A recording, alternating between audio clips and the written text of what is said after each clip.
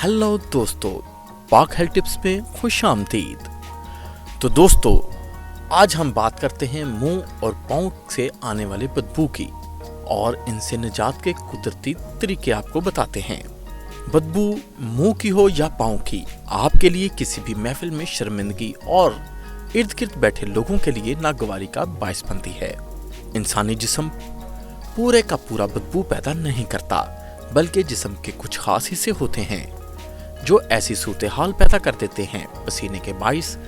खुसूसन मर्दों के पैरों से बहुत ज्यादा बदबू आती है, क्योंकि ज्यादातर मर्द हजरात ही बंद जूते पहनते हैं।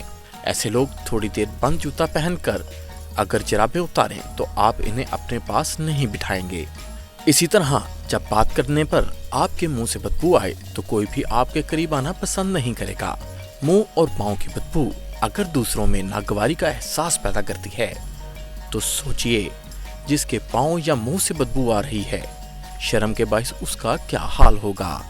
जिस्म से बदबू आने की कोई मखसूस दवाई नहीं, लेकिन चंद एहतियाती तदाबीर को इख्तियार करके इससे निजात हासिल की जा सकती है। पानी ज्यादा पीने के अलावा इससे गरारे भी करें।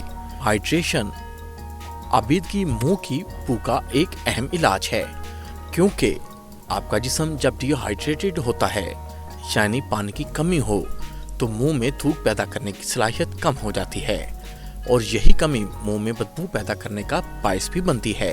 Vitamin C. माल्टा नींबू समेत तर्श फल विटामिन सी से भरपूर होते हैं और विटामिन सी मुंह को ताज़ा रखते हुए इसमें बदबू पैदा नहीं होने देता। सेब। जब हम सेब को दांतों से काटते हैं तो थूक पैदा होने के निज़ाम में तहरीक पैदा होती है, जो कुदरती तौर पर मुंह की सफाई का फरीजा सर अंजाम देता है। दारचीनी की चाय। माहिरीन के मुताबिक दारचीनी की चाय मुंह और सांसों को महकाए रखती है, लिहाजा दिन में एक बार जरूर दारचीनी वाली चाय पिया करें। खाने का सोडा। खाने के सोडे का पाउडर पाँव पर मलने के लिए इस्तेमाल किया जाता है। ये अमल जसूमों को पाँव की बदबू का सबब बनने से रोक देगा।